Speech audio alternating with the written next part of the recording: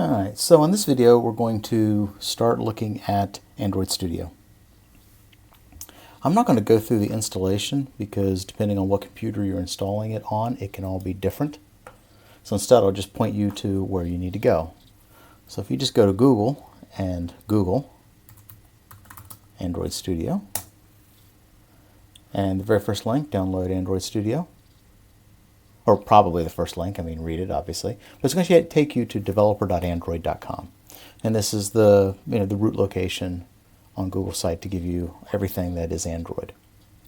It will default to the operating system that you are on right now, because most of the time that's what you're going to want. So you'll just download it and install it. There's plenty of information on how to do the install. In my experience, certainly in modern times, it's usually pretty easy. You just run the install and you're good to go. We'll go out there and download it. So Android Studio, just a little bit of a background. It is it's a full-blown IDE. It is everything you need to do Android development. It's cross-platform. They have versions for Macs, for Windows, for Linux. So you're able to do it on whatever you want. Like I said, it's a full IDE, so you'll design your user interface here, you'll write all your code here, it's all there available. And by the way, this isn't the only tool. There are some third-party tools.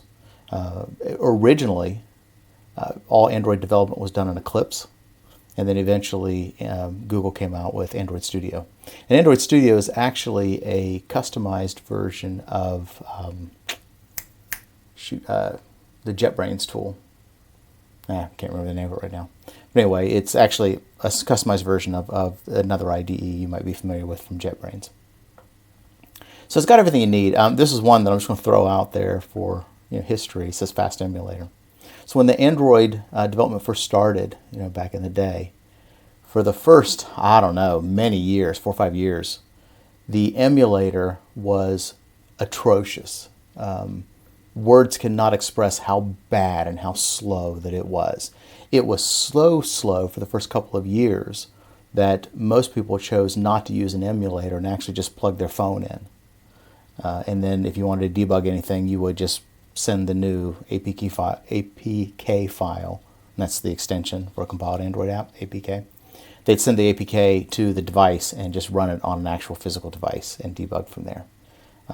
The one on the emulator was terrible. And then Intel came out with some tools, and there was a VirtualBox came out with a way to run Android inside VirtualBox, and that made things better. So all that said, though, eventually Google put out a good emulator. This was a huge pain point for a really long time. Otherwise, it's what you'd expect. I don't think there's really anything interesting to cover here. So go ahead and just download it and install it, and you're on your own for that. What I'll do is give you a brief overview of Android Studio. So if I launch it here, so it launches up, it's just like what you'd expect, right? So it comes up, you get the launch window to start a new project, open an existing. If I had other projects on this computer, had already opened them here, they would actually show up in a list over here. So you'll normally see that, but the first time you won't. The next couple things you will want to pay attention, a few little things here that you'll want to learn. So I'm going to create a new application. And the first thing at the top here, phone, tablet, Wear OS, that's for the watch. You can create for the TV, for cars, for Android Things, which is just Android apps that run on all kinds of crazy devices out there. In this course, the only thing we're going to do is phone and tablet. However, once you've kind of got the hang of creating an Android app for phone and tablet, moving over to another platform is very, very easy. You already know 90% of what you need to know to write an Android app that's going to run on a refrigerator, for example, or inside a car. Now, there's always some things that are specific about those platforms, but the actual development and how you're going to do it and debug it, all that's exactly the same. So it's really powerful and very popular for that reason. So what we're mostly going to do is empty application. So what these other ones are, they're actually just empty applications where some code is generated for you. And we'll likely look at some of these. But for the most part, we're just going to start with empty applications, and I'll show you how to create the UI that we want. However, if you knew that you were creating an app and you were going to have a bottom nav, or I'm trying to think of anything else interesting, the master detail, this actually doesn't come up very often. The side drawer, this one's pretty popular. So you might start with this because it would generate the code for a side nav for you already. And this is one actually that we'll look at later. But for now, and for at least the next few weeks, we're just going to use an empty application and do everything ourselves. So to create an application, select empty, and then say next. Brings you into this screen. You want to give your application a name. You can call it whatever you want. So I'll call it Hello Class App. I don't know. And you'll see what it does down here is it changes the package name. So the package name, I'd already typed in org.otterbein, but what happens is it takes your name here, puts it all in lowercase, and squishes it together, right? You can change this if you want, but this usually works just fine. The beginning part of it is typically a domain that you own or you work for or something along those lines. So in this case, I'm just using Otterbein because we're doing a class here at Otterbein. But this has to be unique in the whole world. Otherwise, somebody could download, because this is how apps get identified internally. So if I didn't have a name that was unique, like the app's name was just Hello Class App, somebody else could also have a Hello Class App, and then you have all kinds of problems when they try to install both of them on one phone. So what people do is reverse domain. So you start with the .org, .com, whatever, and you just work yourself backwards. So in this case, it's org.otterbein. Whatever the name of your app is. You can call this whatever you want. By default, I think it says com.example. So, if you don't actually change it, but you certainly would want to change it. And you make it whatever you want. Doesn't really matter to me. The next one's the save location. You want to pick someplace. I have created a folder. I have a folder called Projects where I kind of put things that I'm working on. I created another folder called Android Class for this class. And then I'm saving apps into there. And this is fine to start with, but a lot of times what we'll do instead, or what you might want to do is, go out and clone a GitHub repo and then maybe select that root. So that's part of the reason why I had you just create one repo and I said we're going to use it for the whole class.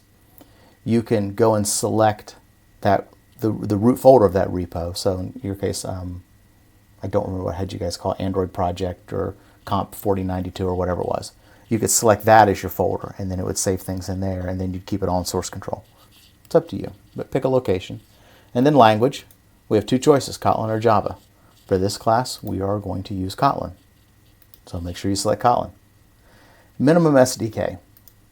Okay, so Android's been around for a long time now. It's probably coming up, probably a decade now, right? It's been publicly available. It actually was around a lot longer than that. Android was around longer than devices have been around.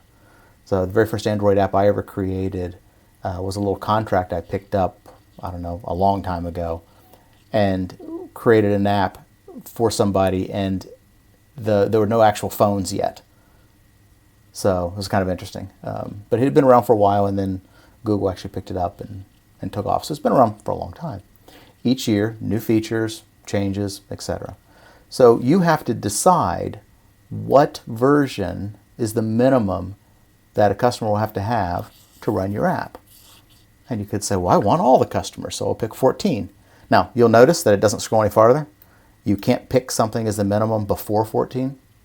It's not supported anymore, sort of. I'll show you what I mean by sort of here in a minute.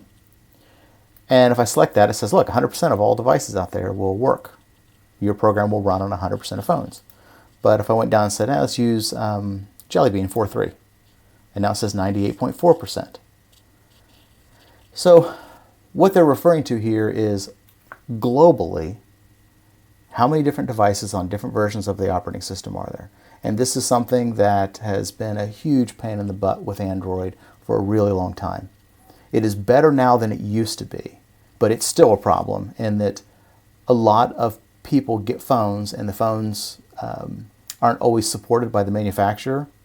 So after a couple years, Android's been updated 2 or 3 times, but they're still on the same old version of the operating system. And we just don't see customers upgrade as often as we'd like.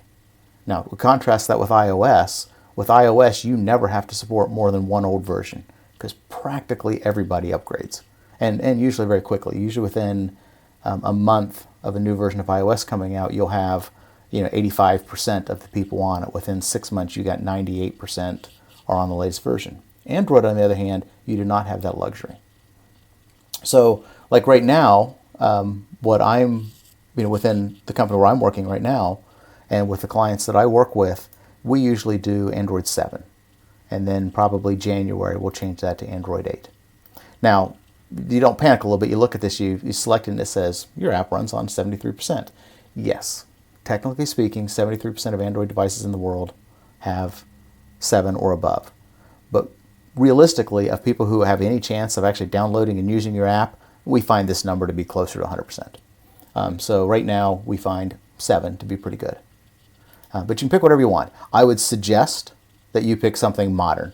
Otherwise, there could be some stuff that doesn't work the way you expected, or some features that aren't available. If you go with 7 or 8 or 9, you're pretty safe.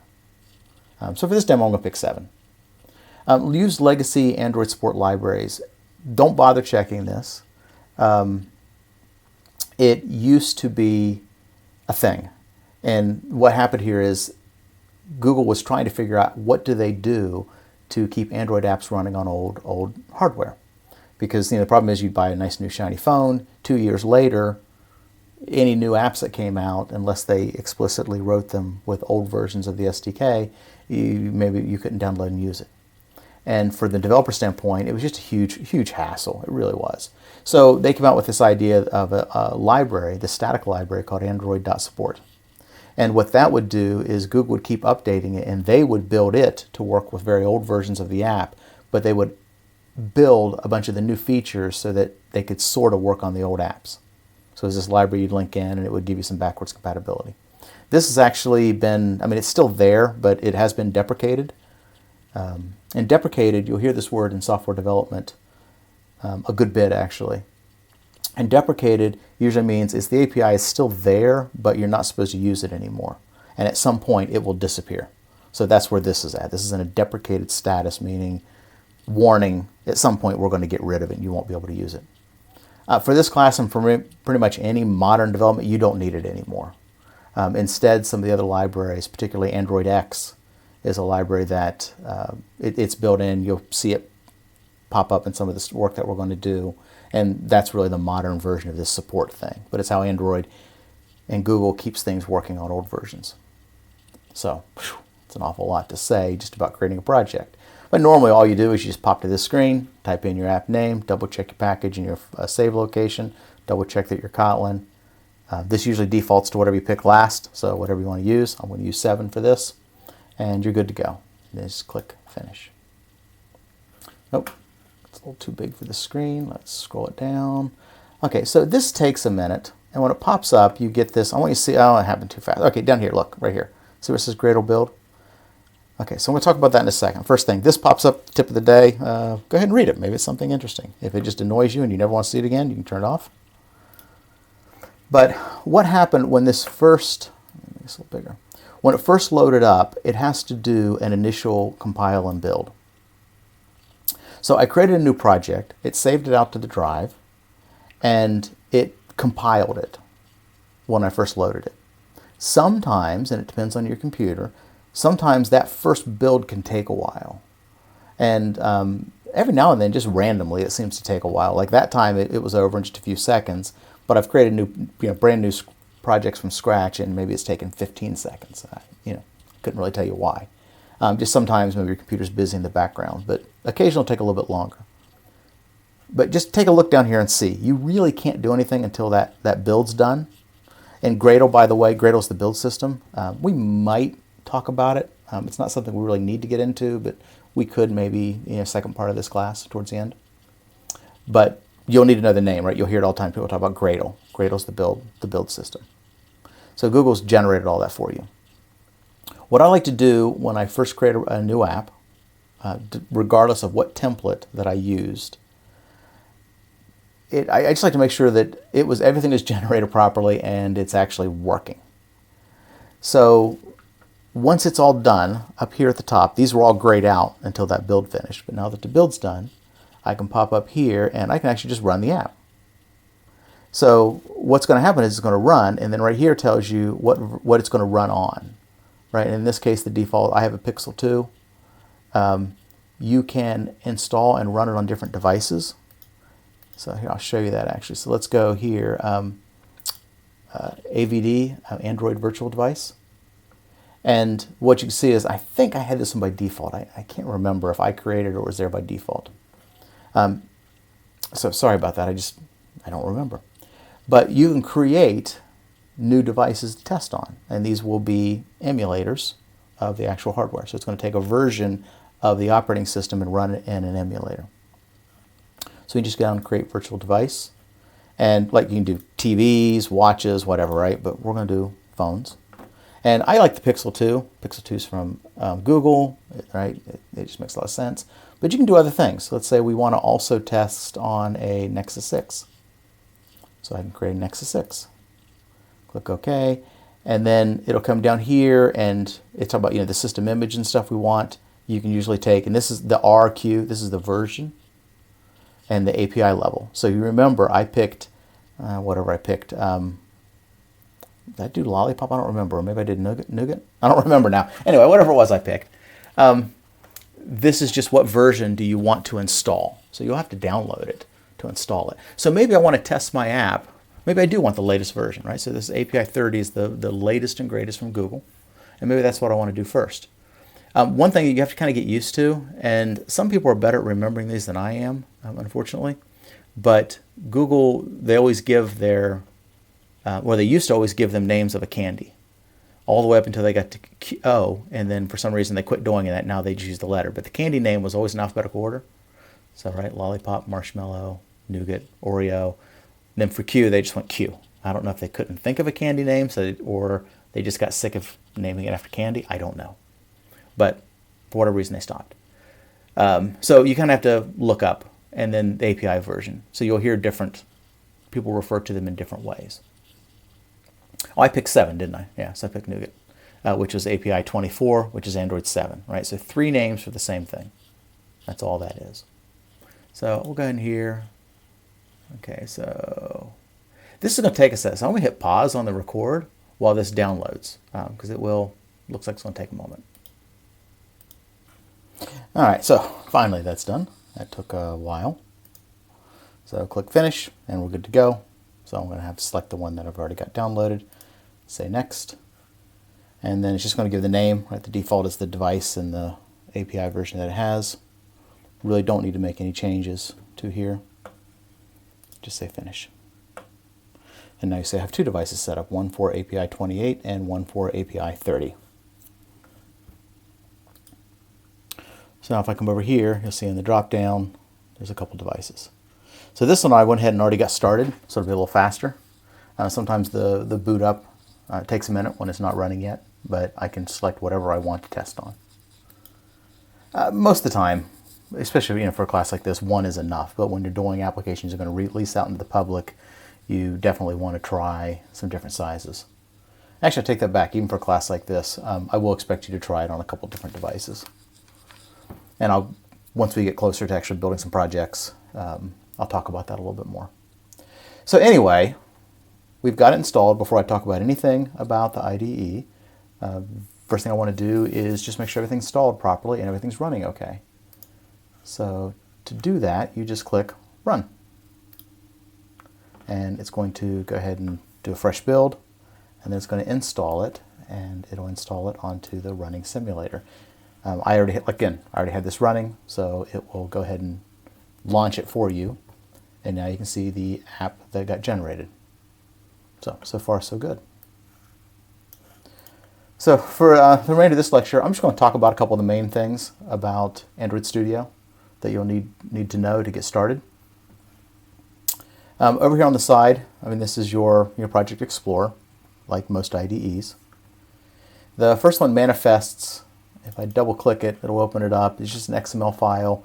You won't need to touch this file for a while. Later in the semester we will. This is where you'll go in and put information about the different screens that you have, also for things like permissions, to ask ask the user if you can use the camera, for example, right? So that stuff gets loaded into here.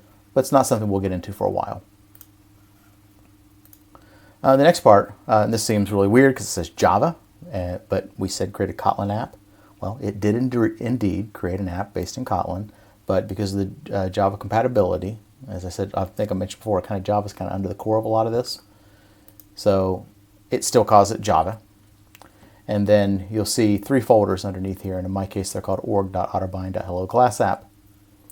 The first one, this is where your code's going to go, and when you add new files you can add them here.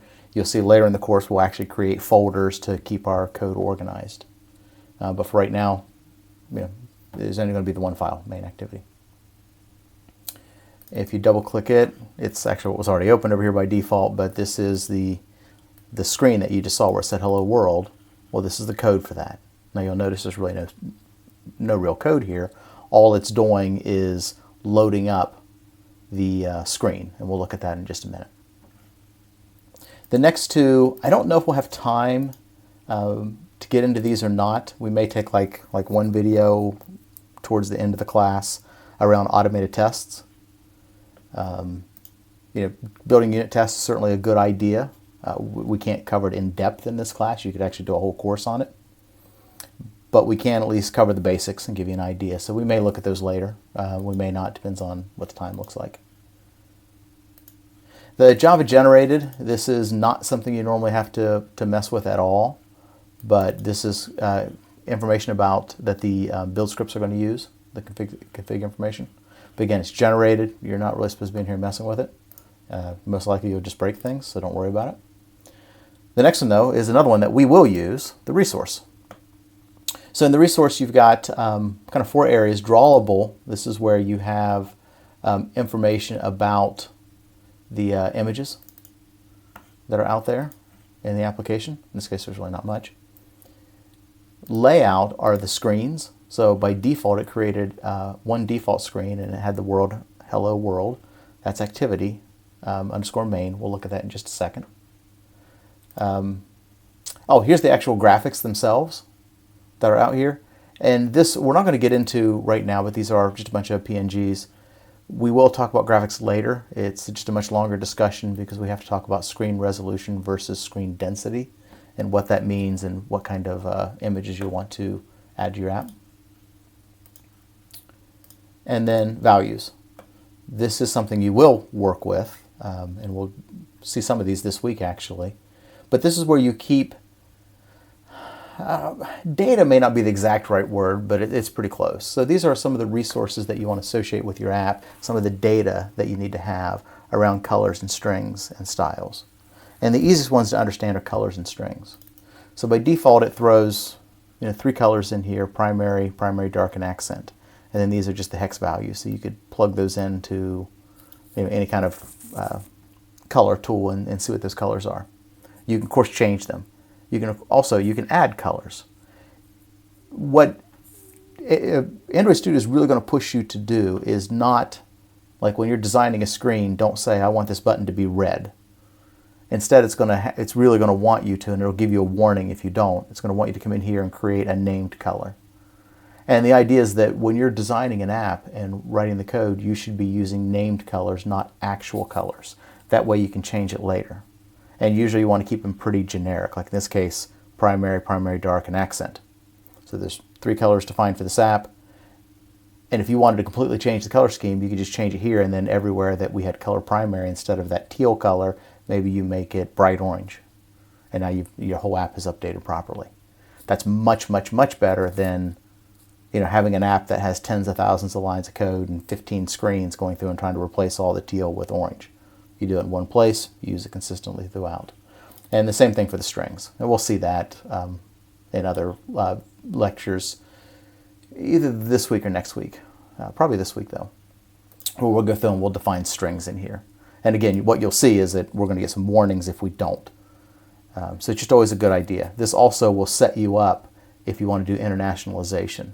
Meaning if the customer has their phone set to Spanish, if you want your app to then also be in all Spanish, these resource files really come in handy. And again, that's something, potentially a topic that we will cover in the latter part of this class, localization.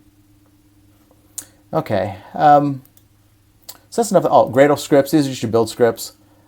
Not something you're going to get into in this course, not something that most developers would get into. until you're really at a more advanced level. And even then, it's typically you've got some kind of a problem, you start Googling around, you read about it, you learn about it, and then you go figure it out. Pretty unusual you would have to do this, honestly, unless you're looking at like enterprise build systems, and then you may do some customizations. For this course, though, you shouldn't ever have to go touch anything in the Gradle scripts. The ones it generates should be completely adequate. Okay, so let's close a couple of these down. Again, I'm not trying to teach all this right now, just give you an idea of what the pieces and parts are. So for the most part, you're really going to spend your time in two places. You're going to be looking at files inside here, and you'll be down in the resource folder. If you go to, well, actually, let's go back here just so you can see it open. If I go to Layout and I double click this XML file, this opens up my graphical editor. And so that you can see a little bit better, I'm going to minimize this. But this is where you'll build your UI, right? It's drag and drop, right? So you'll grab stuff here, drag it, drop it in here, and you'll create it. What this is creating for you, what this UI is creating for you, if you go over here to the right, and you see where it says code, if you change it over, you'll see it's just a XML file. So I go back in design mode, and we're going to talk about this in the next lecture, but let's say I wanted to add another button to or text to the screen. I can drag and drop this text element. If I go back to code now, you'll see there's a new text. But again, we'll cover that in another video. And just to make sure that I haven't broke anything, we can hit run again, and we'll see that it will build, it will install, and then it will pop up, and now you see text view. Oh, interesting. See how it's way up here, but here I dropped it in the middle? We will talk about that on other videos this week. But this is where I'm going to end this video here. So that's your quick overview to Android Studio.